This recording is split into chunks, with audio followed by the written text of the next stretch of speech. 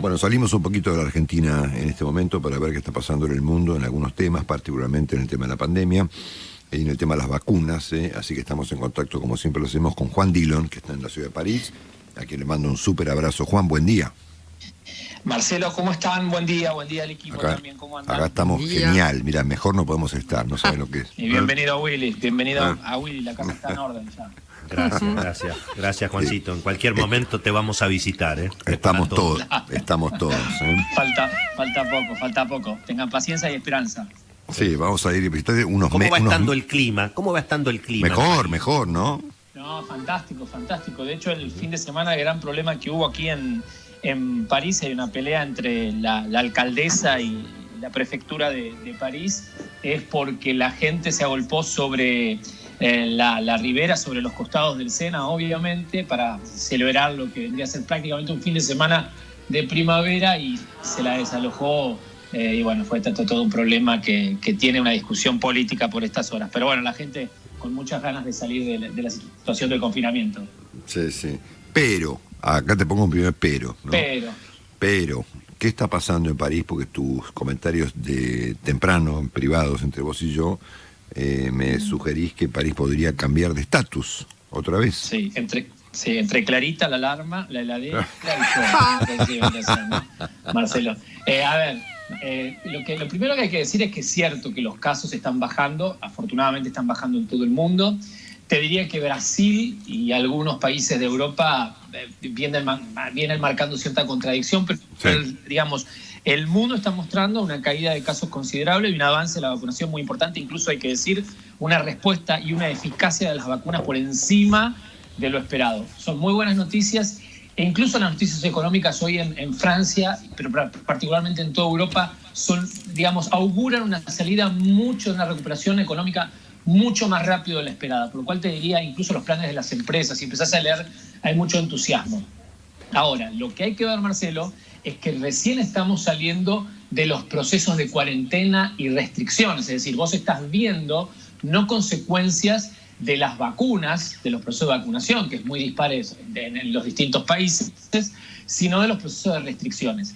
Ese es el miedo que hay frente a la salida y la cierta flexibilización que hay de los procesos de restricciones, cuando empiezan a verse que se va abriendo y hay de alguna manera una participación de las variantes, tanto la inglesa, la sudafricana y la brasileña, que ya están en Europa o en los Estados Unidos o la mayoría de los países, que hacen que la incidencia de casos, que la recuperación de los contagios sean más veloces y no le ganen a las vacunas. Ese es el temor que hay en este momento, y te diría que marzo y abril son los meses verdaderamente bisagras, si es que las variantes no complican los planes de vacunación y las vacunas, llegan como empiezan a llegar a los principales países del mundo. Me parece que empieza a visorarse la salida ya claramente de la pandemia, que no va a producirse inmediatamente, que seguramente toda la pandemia terminará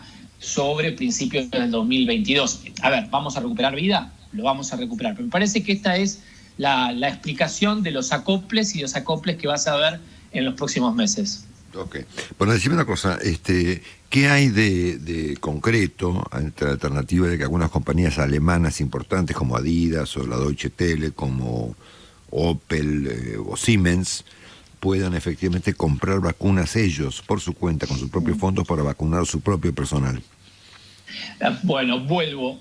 El abastecimiento de vacunas, y aunque no le guste por ahí al presidente, salvo el problema de AstraZeneca, te diría que el abastecimiento de la vacuna de Pfizer, de Moderna, bueno, lo que está pasando y lo que se prevé, la vacuna de Johnson & Johnson, cuando se apruebe en Europa, ya está en los Estados Unidos.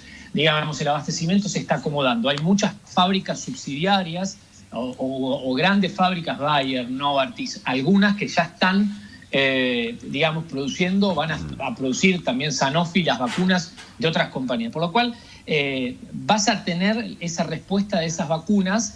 Entonces, lo que se está adelantando la actividad privada es a suplir las carencias y las deficiencias en lo que son las estrategias de vacunación de los estados.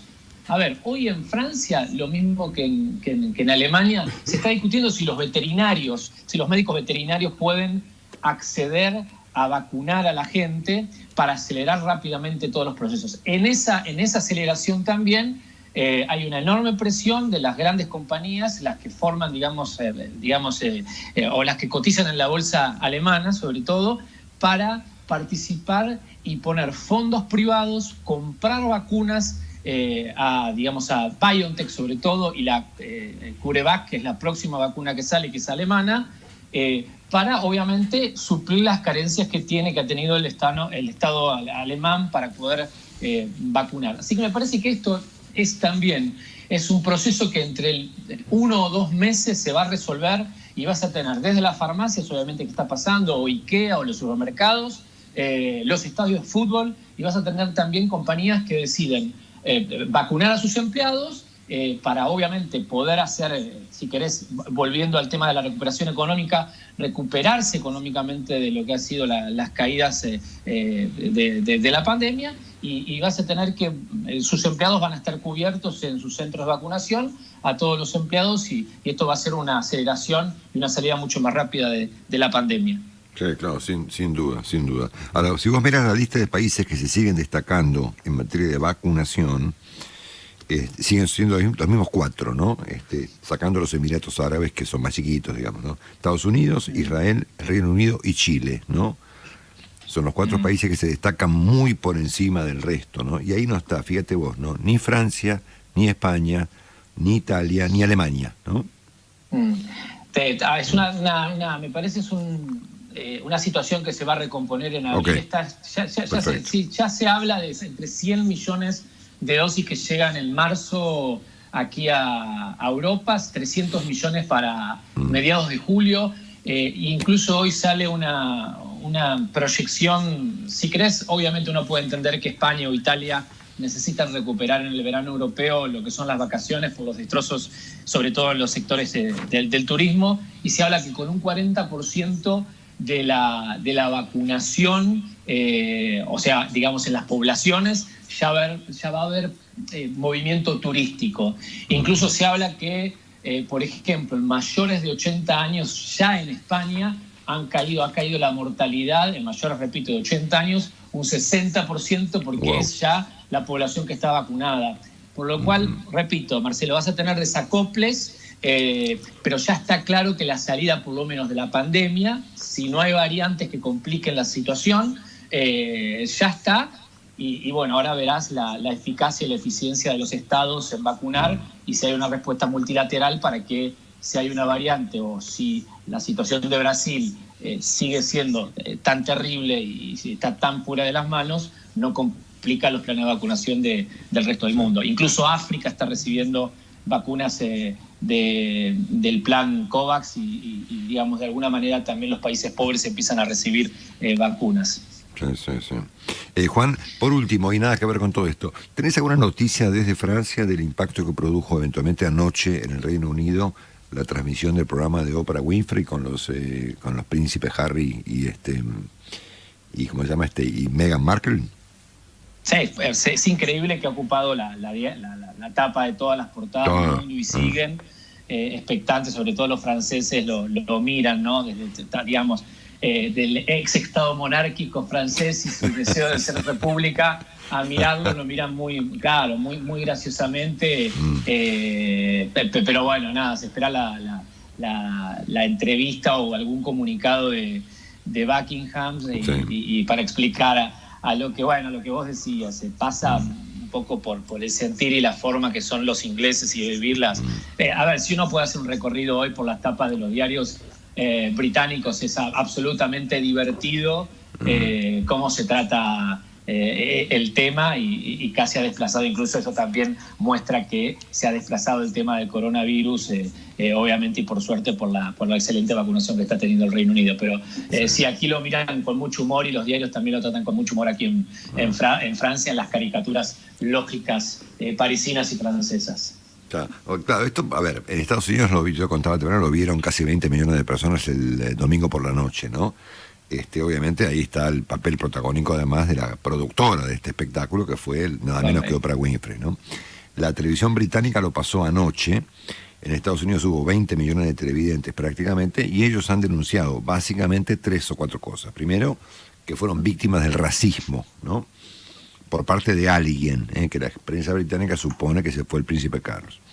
Que fueron víctimas de una suerte de maltrato, digamos, por parte de los integrantes de la corona británica, y finalmente que fueron muy maltratados por la prensa y que eso los hartó, ¿no es cierto? Y ella confesó que estuvo pensando efectivamente en el suicidio, vos fíjate, ¿no? Un poco emulando la historia de Lady Di, ocurrida 20 años atrás, ¿no es cierto? Muy bien. Ahora, es un poco contradictorio el hecho de que para atenuar el impacto de la prensa en tu vida, le des un reportaje a Oprah Winfrey, que es la persona más vista en el mundo, ¿no? Bueno, aquí en Francia hay una cadena de noticias, quizás la más importante, que se llama BFM TV, o por lo menos la más vista en el día de hoy, que ayer contaba cifras, no de lo que habrían cobrado Harry y su señora por dar la entrevista, porque eso son cuestiones incluso menores y que no se van a saber, pero sí de los negocios conexos, las posibilidades de negocios conexos de ellos dos a partir de la entrevista, lo cual describe obviamente lo que decís. Si no me gusta, digamos, lo expuesto que estaba frente a los medios, ¿para qué acudís a los medios para contar lo que incluso ya se sabía que iba a pasar, ¿no? Claro. Sí, claro. O sea, los británicos no están, digamos, sorprendidos porque la realeza tenga ciertas costumbres que pueden quedar anticuadas, si querés, anacrónica por los tiempos. Digamos, sé que puede sonar duro, pero que haya habido, digamos, secuencias o preguntas o cuestionamientos de la realeza de ese tipo. Estamos hablando de personas que el príncipe Felipe tiene 99 años. Uno podría llegar hasta entender culturalmente lo que hoy es inexplicable para la actualidad, pero uno puede llegar a entender.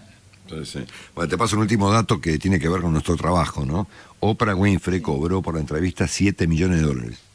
Claro, más o menos era lo que se decía, aquí, 5 millones de no euros. No está muy lejos de lo que nos paga a nosotros el señor Porta, digamos.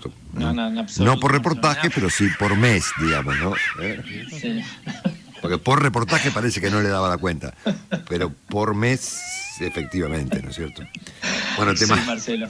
Te mandamos un abrazo. Solamente me parece un dato, te agrego solo un dato que es muy importante, la decisión del Parlamento de la Eurocámara, que permite, y va a ser un lío en España, o retira la inmunidad a Cal Puigdemont.